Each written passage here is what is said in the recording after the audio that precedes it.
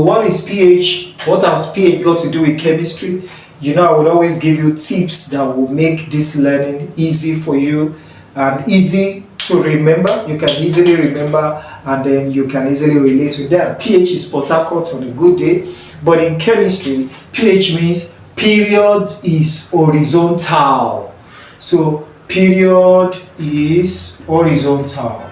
That's pH, horizontal. While VGC means, you know, in Lagos we have Victoria Garden City. Alright, that's VGC in Lagos. But in chemistry, it means groups are vertical. Welcome to class today. Today we'll be talking about the periodic table. The periodic table. Now, the periodic table is just a table that shows the arrangement of these elements in order of or based on their similarities. Okay, so they have been grouped into families based on their similarities, and this grouping is to allow you to understand how they behave. So for example, when you have elements in the same group, they have similar chemical properties, they can take part in similar chemical reactions. So what that means is that whatever one of the member of that group can do, others can also do it. So I have done a video on the periodic table.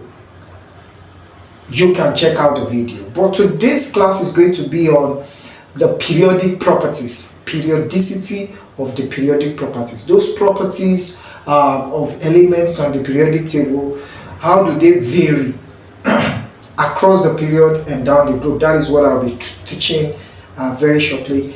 But before I proceed, if you have not subscribed to our channel, please do well to subscribe to the channel now and share this video with your friends. Alright, so let's get to class. Now, let's talk about periodicity. So what is periodicity? It is the variation in periodic properties. So when I say periodic properties, the physical chemical properties of elements on the table, okay, it is a variation in periodic properties across the period and down the group. So how do these particular properties, how do they vary across the period? How do they vary down the group? So before I proceed, let me give you this. The period refers to the horizontal arrangement of elements on the periodic table. And what is horizontal? This is horizontal. So when you stand like this, you raise your two hands up. So this is letter V. Okay, so this is vertical. But when you bring down the hands, stretch it like this, this is horizontal. So this is horizontal, this is vertical. Alright, that's the first thing to know. Number two, I want to give you an acronym, pH and VGC. So what is pH? What has pH got to do with chemistry? You know, I would always give you tips that will make this learning easy for you and easy to remember. You can easily remember and then you can easily relate to them. pH is Port Harcourt on a good day, but in chemistry, pH means period is horizontal. So period is horizontal. That's pH, horizontal. While VGC means, you know, in Lagos we have Victoria Garden City. Alright, that's VGC in Lagos. But in chemistry, it means groups are vertical. Or group is vertical in chemistry. So groups are vertical. So group is vertical. So you can always use this to remember, and I've told you that vertical, this is vertical, so this is vertical, this is horizontal, so this is horizontal and this is vertical axis. All right, so group refers to arrangement of elements in vertical order on the periodic table, while elements arranged in horizontal is the period. So let us now see these periodic properties. How do they vary across the period and down the group? Now, come with me. Now, let's quickly let's outline those periodic properties, then I'll pick them one after the other and I'll try to explain them in a very simple manner. If you look at your textbooks, they have defined these properties in some ambiguous manner. If you check some of those definitions, you have very long explanation, and you may not even be able to comprehend some of those things. But I'm going to give you their definition in very short terms that you can easily remember, you can relate with, and you can apply them in your exams. All right. So let's list those properties first of all. Number one. So those periodic properties, number one, you have. Alright, so those properties are thermal and electrical conductivity, boiling and melting points, ionization energy or ionization potential, electron affinity, electronegativity, electropositivity, atomic radius, and ionic radius. So your question can ask you, which of the following property increases across the period? Which of the following decreases across the period? Which of the following increases down the group? Which of the following decreases down the group? Are you with me? So how can you easily remember? Okay, so we are going to look at each of them one after the other. I want you to pay attention. Make sure you watch this video to the end so that you can understand all that I would define for you and in very simple terms. Is that okay? So let us pick them one after the other. In order to explain those periodic properties, I would be making use of the periodic table. Now this table, you have vertical and horizontal arrangements. So these are vertical arrangements and these are groups. So can you see my label group? This is my period. So this is group 1. Elements here are in group 1, elements here in group 2, group 3, group 4, 5, 6, 7, 8. Now this is not the complete periodic table. This is an abridged or a representative table, okay, that helps to represent the entire periodic table. If you look at the periodic table, you have about 108 to 118 elements on the periodic table. And for your level, if you have to master everything about those elements, it will take you time. So for your level, you are not required to know everything about the complete table. So this is a representative of the complete table. If you can understand what applies here, the same rule applies to the complete periodic table. So you just transfer the knowledge and then you can apply it there. So here you have group 1. Members of the same group I discussed in the other video on types, properties of groups and periods. So members of the same group, you will see that they have something in common. Can you check it and can you guess what they have in common? Members of the same group. Okay, you will notice that for group 1, everybody in group 1, they have 1, 1, 1. But where is that one located? In the outermost shell. So that means members of the same group, they have the same number of electrons in their outermost shell. So these guys, they all have 1 in their outermost shell. Group 2, they all have 2 in their outermost shell. So these are electrons.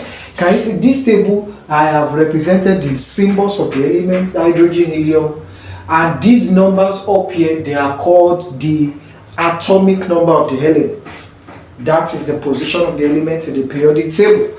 And these numbers that I wrote down here, they are the electronic configuration, meaning the electrons that these elements carry. How are they arranged? That's the meaning of configuration, the arrangement of those electrons. So it is only the electrons in the outermost shell that will take part in the chemical reactions, not the entire electrons. So these guys now, all of them, they have 1 electron in their outermost shell. Everybody here, they have 2. Everybody here, they have 3, 3. If you come to group 7, they have 7 in their outermost shell. So members of the same group, they have the same number of electrons in their outermost shell. That's number 1. Number 2, they have similar chemical properties and they take part in similar chemical reactions. So any reaction that fluorine can take part in, chlorine will likely take part in the same. Anything applicable to magnesium, the same is applicable to calcium. So you don't need to master the properties of each individual. just one of it, once you have the understanding, you can actually predict that, okay, the other members should also have similar chemical properties. The same with group 1 element, whatever is applicable to sodium applies to potassium. Is that okay? So let's pick the first property. So the first property I'm talking about is thermal and electrical conductivity. So conductivity simply means ability of a material to allow the passage of electricity or heat through it. So thermal stands for heat, energy, electrical stands for electricity. So can a material allow the flow of electric current or heat through it? If that any substance can allow it, then it's a conductor. So when we say thermal or electrical conductivity, this property is only restricted to metals, because the metals are the ones that can conduct it and electricity. Non-metals cannot. So if you look at the periodic table, group 1 to 3, they are metals. So this is group 1 to 3, they are metals, therefore they can conduct heat and electricity. If you come to group 5 to group 8, they are non-metals. While this group 4, they are semi-metals or metalloids. Okay, so now, so for this property, among the metals, the ability to conduct increases from left to right, that is, increases across the period among the metals. What do I mean? That means it is lowest in group 1 and is highest in group 3. Note, if you look at the complete periodic table, between group 2 and group 3, there are 10 groups, which are called the transition elements. Okay, they are also they are called the D block elements. Okay, they are in between group 2 and group 3. 10 groups, those are the transition metals. So this group 3, they have very high ability to conduct heat and electricity. So the property is lower here and the highest, so it increases among the metals. So let me give you this rule that you used to remember. Have you ever seen sodium or potassium pots in your mommy's kitchen? No, there's nothing like sodium pot. There's nothing like potassium pot, even though sodium and potassium are metals. But if you use sodium to make a pot and you heat it, you put it on fire, due to expansivity, because when you heat up a metal, it has a tendency to expand. So that sodium pot will expand, and then the pot can actually break, and the water in your pot will quench the fire, and your food will not be done. Alright, so because it has low ability to conduct heat, to resist heat, there are no sodium pots. But have you seen aluminium pots or aluminium pots and plates? Alright, why? Because aluminium has higher ability to conduct heat. Are we together? So there are aluminium pots, aluminium plates. Okay, so that reminds you that it's higher here. But among non-metals, this property is absent. So I'm going to say it increases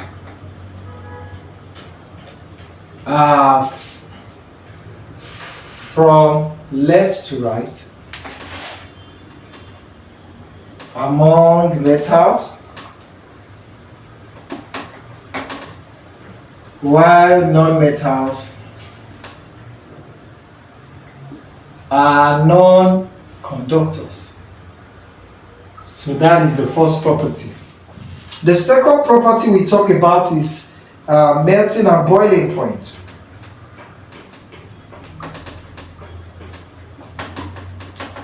For this property, now I want to ask you, these are non-metals, liquids and gases, and then these are solids. So solids will melt, while liquids will change to vapor. So when we say vaporization, when we say melting and boiling points, melting stands for the solids. The solids will melt, while liquid and gases can boil. Okay, can boil and then they change their state. So this melting and boiling point it is higher among the metals, the melting point. So the temperature at which these metals will melt is high. So you can say, just the way we have thermal conductivity, and you remember amongst the metals, these guys are better conductors. So you say the property increases from left to right or across the period among the metals, all right, while it decreases amongst non-metals. Why? What do I mean by decreases? So here, these are semi-metals, they have metallic properties, so they are still solid. So they still have high melting point, and the melting point now comes down because these are non-metals, and these are called noble gases, group 8 element. They are called noble gases, or they are called rare gases, noble gases, or inert gases. Inert means inactive. Inactive. So they are inactive. All right. So they are gases, oxygen gas. So they are gases. So definitely they have lower. So it is decreasing like this. So among metals, it increases amongst the metals and decreases among non-metals across the period. So for melting and boiling point, it increases across the period among metals and decreases among non-metals. I believe that is clear to everybody.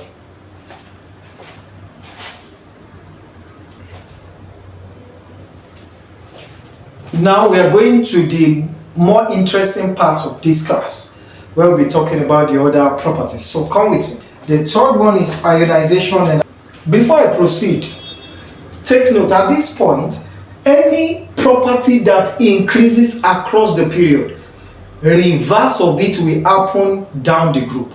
So if a property increases across the period, that same property will decrease down the group.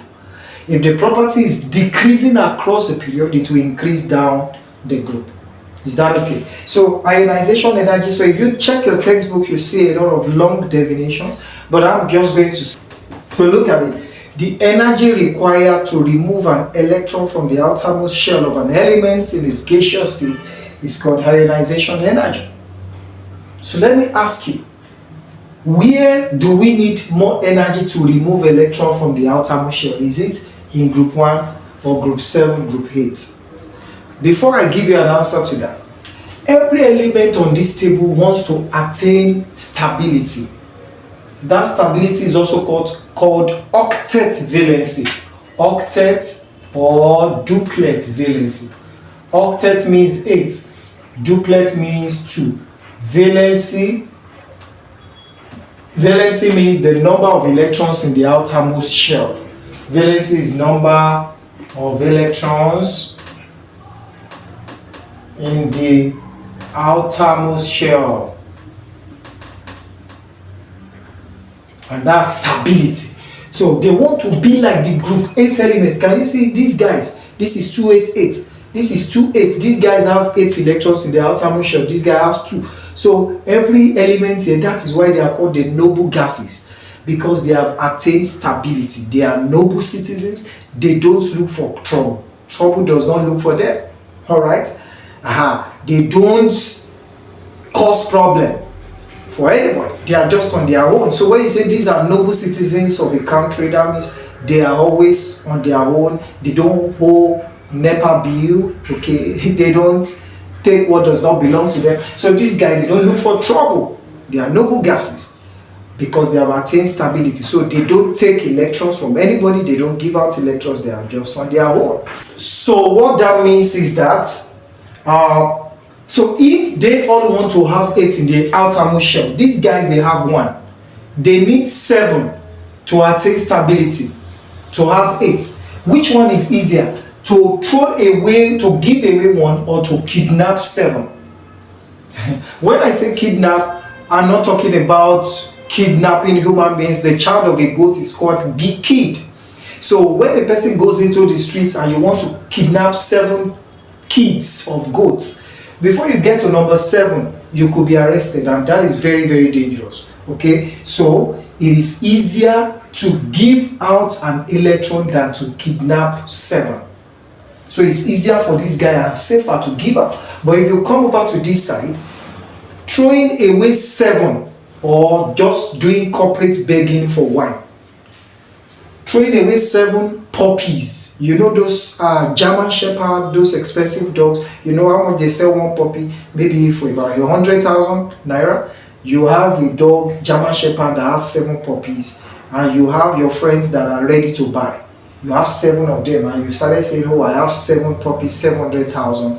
And one Saturday morning, your dog goes to the street to jog, to do exercise, and by the time he came back, it went with 7 puppies. By the time the dog returned, came back with just 2 puppies. Will you be happy? You'll be very mad at that dog.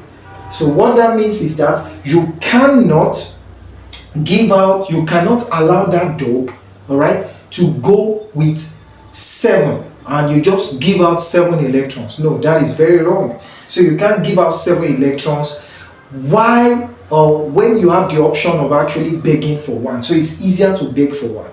So what does that mean? That means the energy required to remove an electron from the outermost shell here is lower.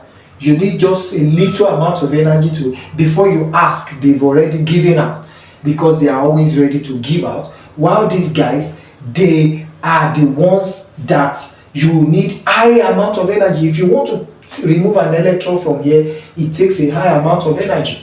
So if you don't hold your own electron very well and you want to come and take from here, these guys will snatch it from you.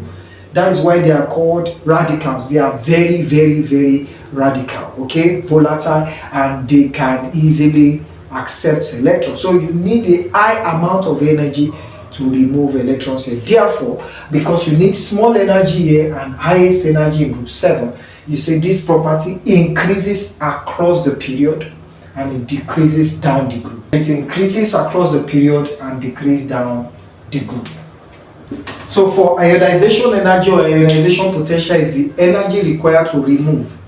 This is opposite. This is the energy that is lost when an element gains. So electron affinity, the meaning of that affinity simply means love of something. When you say someone has affinity for something, that is love of something. So electron affinity simply means love of electrons. Is that okay? Who amongst these two, which among these two has the higher love for electron or affinity for electron or tendency to get electron? These guys or these guys? You remember these guys, they are willing to give out. They have 1, they want to give out 1 so that they can have 8 in the outermost shell. But these guys, they need it seriously, they need just 1. So they have higher affinity for electrons than this guy. Therefore, electron affinity increases across the period and it decreases down the group. So it is highest here and lowest here. Remember, for ionization energy, we said it increases across the period and decreases down the group. So for electron affinity group, so down the group is decreasing, across the period it's increasing. And so that means ionization energy and electron affinity, they have the same periodicity. Now there is one more property that has similar periodicity with these guys. So when you see questions, they will ask you which of the following pairs have the same periodicity. So they will class them together: ionization energy, electron affinity, atomic radius. Ionization, they will just pair the three different ones. So how do you know which is the answer? So let's look at the next property.